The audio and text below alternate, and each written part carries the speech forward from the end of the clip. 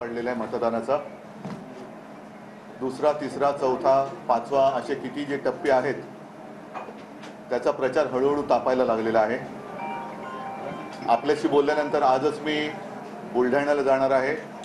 मग तिथे एक दोन दिवस विदर्भ, मग मराठवाडा असं सगळा माझा हा प्रचाराचा दौरा सुरू होतोय। एकूण जर का आपण पाहिलं तर प्रचारामध्ये काही वेळेला मूळ मुद्दे बाजूला पडतात की काय अशी एक शंका यायला लागलेली आहे। मूळ मुद्दे जे खरे आहेत, मग त्याच्यामध्ये 10 वर्ष मोदी सरकारने काय केलं हा एक प्रश्न महत्त्वाचा आहे, ज्याला बगल दिली जाते आणि दुसऱ्याच कुठल्या तरी मुद्द्याला महत्त्व देऊन लोकांची दिशाभूल केली जाते। असो, याबद्दल मी माझ्या प्रचार सभांमधून बोलणार आहे। आज मी तुम्हाला जे बोलवलेलं आहे तो विषय महाराष्ट्राच्या दृष्टीने अतिशय गंभीर आहे।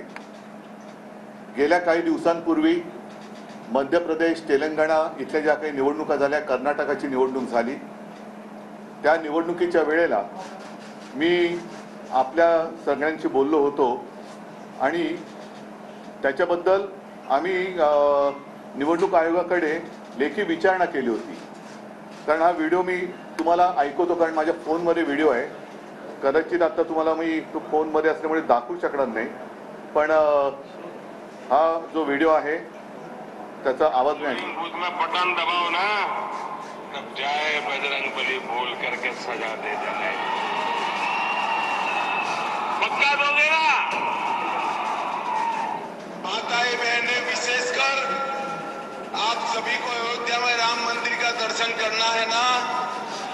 करना है या नहीं करना है? खर्चा होगा ना? होगा ना? मगर मैं कहता हूं नहीं होगा। आप 3 दिसंबर को भाजपा सरकार बना दो।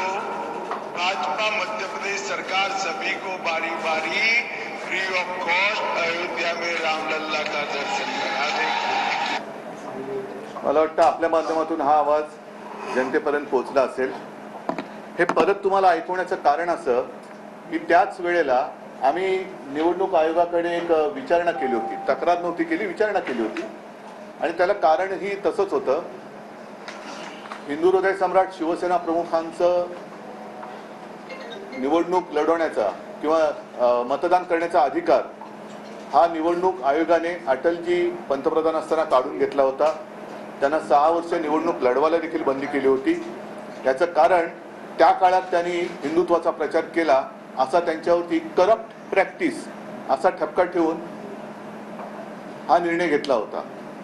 आणि मग त्या निर्णयाच्या पार्श्वभूमीवरती हे जे आपले पंतप्रधान आणि आपले गृहमंत्री उघड धार्मिक प्रचार करतायत, हा प्रचार आम्ही निवडणूक आयोगाला पत्र लिहून विचारणा केली होती की अशी काही आपण यांना सूट दिलेली आहे का, किंवा निवडणुकीच्या कायद्यामध्ये काही बदल केला आहे का, की पूर्वी हा आमचा अनुभव आम्हाला आल्यानंतर आज तर देशाचे पंतप्रधान आणि गृहमंत्री बजरंगबली की जय बोलून बटन दाबा सांगतायत। अगदी कचा नाही बोलले तरी बटन दाबा बोलतायत। अमित शहा, तुम्ही आमचं सरकार आणल्यानंतर रामलल्लाचं दर्शन मोफत करू असं आश्वासन देत आहेत। हा निवडणूक आचारसंहितेमध्ये मान्य केले गेलेला नियम आहे, त्याच्यात बदल केलाय का हे आम्हाला पाहिजे होतं। त्याच्याबद्दल परत एकदा स्मरणपत्र देऊनही निवडणूक आयोगाकडनं आम्हाला काही उत्तर आलं नाही आणि आम्ही त्यांना असं म्हटलं होतं की तुम्ही एकतर उत्तर द्या, आणि उत्तर दिलं नाही तर मात्र तुम्ही हा नियम बदललाय असं गृहीत धरून आम्ही देखील जर का उद्या असा प्रचार केला तर आमच्यावरती तुम्हाला कारवाई करता येणार नाही। अन्यथा जर तसा नियम बदलला नसेल तर यांच्यावरती काय कारवाई केली ते आम्हाला सांगा। आता आज हा विषय पुन्हा काढण्याचं कारण असं की गेल्याच आठवड्यामध्ये आमची निशाणी आता बदललेली आहे। शिवसेना उद्धव बाळासाहेब ठाकरे या पक्षाची निशाणी आता मशाल आहे आणि साहजिकच आहे, निवडणूक म्हटल्यानंतर एक प्रेरणा गीत लागतं। अगदी त्याला प्रचाराचं गीत म्हणा अथवा नका म्हणू, पण एक प्रेरणा पाहिजे। जसं पूर्वीचं आमचं एक शिवसेनेचं गीत आहे, ते गीत गावागावात खेड्यापाड्यात आजही कोणताही कार्यक्रम असला तरी जनता आवडीने आणि उत्साहाने ते ऐकते, वाजवते, गाते. तसंच आम्ही मशाल गीत हे आपल्या माध्यमातून संपूर्ण महाराष्ट्रासमोर ठेवलं होतं. याची तुम्हाला आठवण आहे शिवसेना भवनमध्ये. ज्या वेळेला निवडणूक आयोगाकडे गीत गेलं तेव्हा निवडणूक आयोगाने आम्हाला काल पत्र दिलेलं आहे आणि त्यातले 2 शब्द त्यांनी काढायला लावलेले आहेत. आता हे शब्द कोणते आहेत तर त्याच्यामध्ये एक कडवं असं आहे की हिंदू हा तुझा धर्म, जाणून घे हे मर्म, जीवन कर त्यास तू बहाल. आता याच्यातला हिंदू धर्म हा शब्द त्यांनी काढायला लावलेला आहे. आमच्यावरती जे टीका करतात उद्धव ठाकरेंनी हिंदुत्व सोडलं, ते राज्यकर्ते आहेत, त्यांच्या हाताखाली हा निवडणूक आयोग काम करतो. आता त्यांनी सांगावं हिंदू धर्म काढायला लावणं हे योग्य आहे का? कारण मला असं वाटतं की मनोहर जोशींची जी केस झाली होती सुप्रीम कोर्टात त्यामध्ये हिंदुत्व, हिंदू धर्म याच्याबद्दलची व्याख्या स्पष्ट करण्यात आलेली आहे. आणि त्या पलीकडे जाऊन सांगतो की आम्ही कुठेही याच्यामध्ये हिंदू धर्माच्या आधारावरती मत नाही मागितलेलं. हिंदू धर्माच्या आधारावरती मत, आम्हाला हिंदू आहोत म्हणून मत द्या असं कुठे म्हटलेलं नाही. पण आम्ही हिंदुत्व सोडलं, आम्ही हिंदू धर्म सोडला हे आवई उठवणाऱ्यांनी आणि त्यांच्याकडचा चाकर असल्याप्रमाणे वागणाऱ्या निवडणूक आयोगाने याच्यावरती उत्तर द्यायला पाहिजे. आणि दुसरा महत्त्वाचा मुद्दा जो अत्यंत गंभीर आहे, हे 2 व्हिडिओ तुम्हाला मी मुद्दामून दाखवले. त्याच्यामध्ये आपले तत्कालीन पंतप्रधान, मी तत्कालीन म्हणतो कारण आता निवडणुकीमध्ये सगळं काळजीवाहू असतं, पंतप्रधान असं म्हणालेले आहेत की बजरंग बली की जय बोलून तुम्ही बटन दाबा. अमित शहा म्हणाले की तुम्ही आम्हाला मत द्या, आम्ही तुम्हाला रामलल्लाचं दर्शन घडू. आम्ही सुद्धा राम भक्त आहोत, आम्ही सुद्धा हनुमान भक्त आहोत. महाराष्ट्राचा विचार केला तर महाराष्ट्रामध्ये आई तुळजाभवानी हे महाराष्ट्राचं कुलदैवत आहे. ज्या तुळजाभवानीने छत्रपती शिवाजी महाराजांना आशीर्वाद दिले. अगदी भवानी तलवारीची सुद्धा एक गोष्ट किंवा एक प्रसंग हा सगळ्यांच्या हृदयामध्ये कोरला गेलेला आहे. कधीही एखाद्या गोष्टीची सुरुवात करताना भवानी झाली काय, भवानी झाली काय असं आपण म्हणतो. आणि गेले कित्येक वर्ष जय भवानी जय शिवाजी ही घोषणा ही जनतेच्या हृदयामध्ये आहे. अगदी महाराष्ट्राच्या कडे कपारीत, काना कोपऱ्यात, गल्ली बोळात सगळीकडे जय भवानी जय शिवाजी ही घोषणा आहे. आणि मी आपल्याला आठवण करून देतो की निवडणूक आयोगाला आम्ही त्यावेळेला हेही सांगितलं होतं आपल्याच माध्यमातून की जर हे त्यांना तुम्ही परमिशन त्यांना देत असाल तर मग उद्या आम्ही हर हर महादेव बोललो किंवा जय भवानी जय शिवाजी ते आम्ही बोलणारच, ते कोणी थांबवू शकत नाही.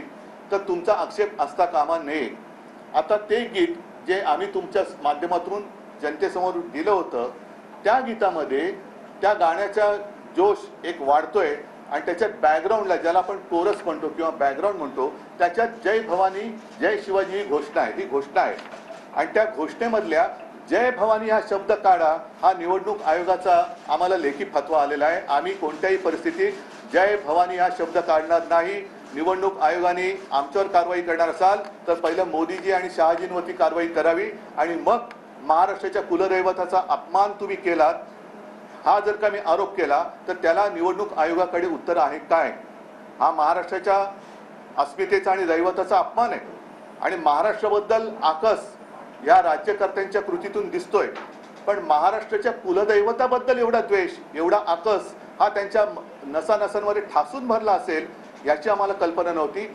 तुम्ही आम्हाला वैरी ठरवलं ठीक आहे, जनता बघून घेईल, पण महाराष्ट्राच्या दैवताचा सुद्धा उल्लेख करायचा नाही. जी आमची घोषणा आहे जय भवानी जय शिवाजी, या घोषणेला सुद्धा तुम्ही जय भवानी हा शब्द काढायला लावताय. उद्या तुम्ही जय शिवाजी हा शब्द काढायला लावाल तर ही अशी हुकुमशाही पद्धत आम्ही काही स्वीकारणार नाही. आम्ही याच्याबद्दल लढाई लढतो आहोत, लढणार आहोत आणि कोणत्याही परिस्थितीत जय भवानी हा शब्द आमच्या गीतातून काढला जाणार नाही, कोणत्याही परिस्थितीत नाही. निवडणूक आयोगाने जर आमच्यावरती कारवाई करायचं ठरवलं तर पहिल्या या दोघांवरती कारवाई त्यांना करावीच लागेल आणि नंतर मग आमच्या महाराष्ट्राच्या दैवताचा अपमान ते कसे करतात ते आम्ही बघू. सर ये हिंदी में एक बार बोल दीजिए जो आपने कहा इतनी सारी बातें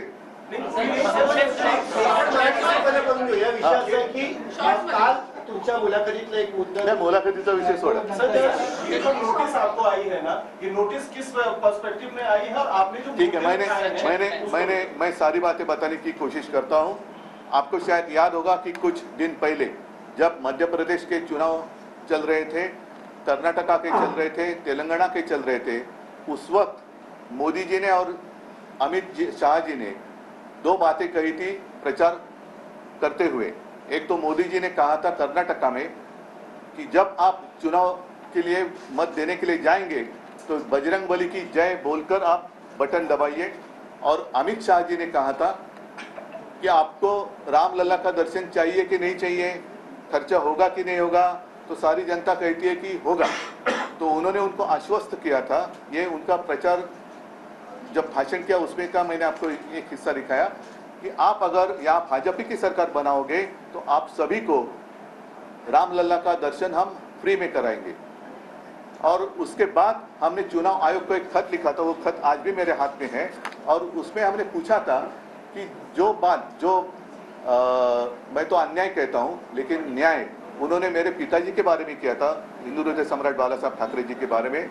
उनका तो मतदान करने का अधिकार छीना गया था 6 साल के लिए जब अटल जी प्रधानमंत्री थे, और उनको चुनाव लड़ने के लिए 6 साल के लिए पाबंदी लगाई थी। खैर वो तो कभी चुनाव नहीं लड़ना चाहते तो वो बात अलग है, लेकिन अब कुछ बदलाव उसमें आपने किया है क्या कि उस वक्त जो गुनाह माना जाता था उसमें आपने कुछ बदलाव कर कुछ चीज़ें लाई है क्या नहीं, तो हमें अवगत करें। और अगर नहीं करेंगे तो हम ऐसे मान लेंगे कि आपने बदलाव किया है, अन्यथा प्रधानमंत्री और देश के गृह मंत्री ऐसी बात नहीं कर सकते। तो खैर उसके बावजूद उन्होंने कुछ हमें उत्तर तो नहीं दिया। हमने एक स्मरण पत्र भी दिया, अब तक उत्तर नहीं आया। कल अचानक हम एक इलेक्शन कमीशन से लेटर आ गया, लव लेटर जैसे, और कुछ दिन पहले शायद 8-10 दिन पहले हमने एक शिवसेना का नया गीत, क्योंकि अब हमारा चुनाव जो चिन्ह है उसमें हमने बदल किया है, अब तो मशाल आ गई है, तो मशाल के लिए हमने एक गीत बनवाया और आपके माध्यम से पूरी जनता को दे दिया। उसमें 2 शब्द उन्होंने कहा है कि आप निकालो। एक तो है हिंदू हा तुझा धर्म, तो हिंदू हा तुझा धर्म कहने में गलत क्या है? हमने हिंदू धर्म के आधार पर कोई वोट तो नहीं मांगे। और दूसरी बात जो है जिसके ऊपर मैं गुस्सा हो रहा हूं कि जय श्री राम हम भी कहते हैं, बजरंग बली की जय हम भी कहते हैं, लेकिन आज तक मैंने कभी भी, और हमारा जितना प्रचार साहित्य है उसमें कभी भी भगवान के नाम पे दे दे बाबा ऐसे हमने वोट नहीं मांगे। तो वैसे वोट बीजेपी मांग रही है, हमने तो उसमें वोट नहीं मांगे। लेकिन जो गीत है उसमें कोरस में जो महाराष्ट्र में हर जगह एक नारा लगता है जय भवानी जय शिवाजी, वो नारा हमने लिया है। तो चुनाव आयोग ने कहा है कि उसमें से जय भवानी शब्द निकालो। आप कौन होते हो? भवानी माता हमारी कुलदेवता है, तो उसका स्मरण करना क्या गुनाह है? हमने ऐसे नहीं कहा कि जय भवानी कहकर आप वोट दे दो या भवानी माता की जय जो कहेंगे उसको वोट दे दो, तो ये हम कभी भी स्वीकार नहीं करेंगे। और अगर चुनाव आयोग हमारे ऊपर कार्रवाई करने की कोशिश करे तो हम कहेंगे पहले इन दोनों के पर करो और बाद में हमारे ऊपर करो। लेकिन महाराष्ट्र की जो कुलदेवता है भवानी माता, उसका उल्लेख हम तो जरूर करेंगे और उसका अपमान हम नहीं सहेंगे। ठीक है, कालचं झालं, कालचा विषय काल संपला।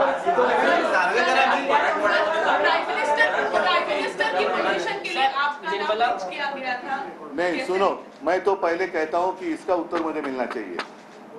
ये अन्याय हम नहीं सहेंगे, ये अन्याय है।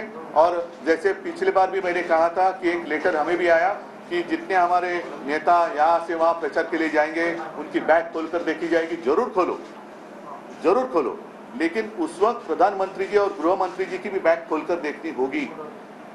यहाँ भी जितने सारे लोग हैं और पूरे देश में जहाँ पर या तो गद्दार मुख्यमंत्री है वो भी प्रचार के लिए जाएंगे तो उसकी भी बैग खोलनी जरूरी है। सबकी बैग खोलो, फिर हमारी बैग खोलो। सर, वित्त मंत्री निर्मला सीतारमण ने कहा है सीट्स है, उस पर आपको क्या माहौल दिख रहा है? नहीं ठीक है, मैं सुनो, बाकी अन्य विषयों के बारे में मैं फिर कभी आपके साथ बात करूंगा, लेकिन ये अहम मुद्दा है। हमारे भवानी माता का अपमान और उसका नाम नहीं लेना हम नहीं स्वीकार करेंगे। चुनाव आयोग को मैं कहता हूं हमारे ऊपर कार्रवाई करना चाहते हो तो करो, लेकिन ये भवानी माता का अपमान मतलब पूरे महाराष्ट्र की अस्मिता का अपमान है। छत्रपति शिवाजी महाराज की वो कुल देवता है और हम तो मानते हैं कि उन्हीं के आशीर्वाद से छत्रपति शिवाजी महाराज जी ने हिंदवी स्वराज्य की स्थापना की। तो चुनाव आयोग से मैं उत्तर मांग रहा हूं। अगर हमारे ऊपर कार्रवाई आप करना चाहते हो तो पहले इन दोनों के ऊपर कार्रवाई क्या की ये बताइए, और फिर महाराष्ट्र की जनता को आप जवाब दो। सर,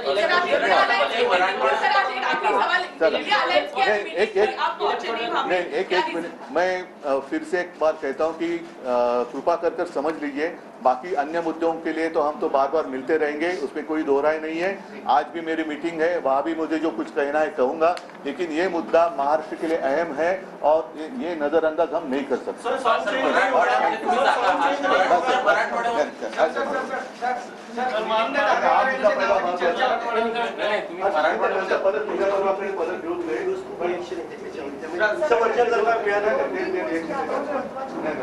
आता हा महत्वाचा सगळ्यात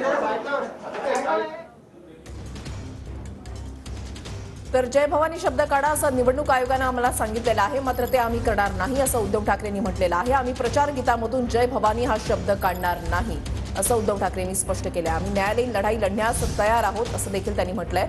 मोदी शहा देवाच्या नावानं मतं मागतात, ते चालतं का असा सवाल देखील ठाकरेंनी केला आहे।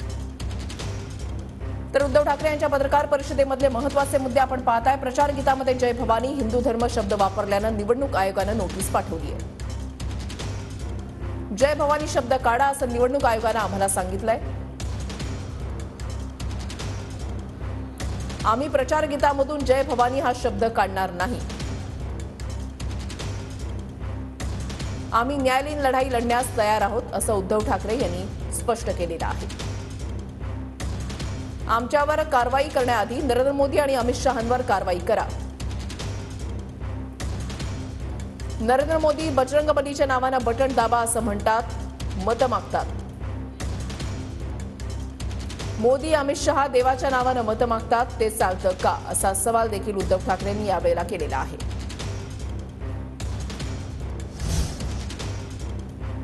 तर ठाकरेंनी नार्वेकरांच्या प्रश्नावर बोलणं टाळलेलं आहे। नार्वेकरांच्या बाबत पत्रकारांनी त्यांना प्रश्न विचारला, मात्र या प्रश्नावर बोलणं उद्धव ठाकरे यांनी टाळलेलं आहे। नार्वेकर हे महायुतीच्या वाटेवर आहेत, दक्षिण मुंबईतून त्यांना उमेदवारी मिळू शकते अशी सूत्रांची माहिती आहे आणि या संदर्भातला प्रश्न ठाकरेंना विचारला असता ठाकरेंनी नार्वेकरांच्या प्रश्नावर बोलणं टाळलंय।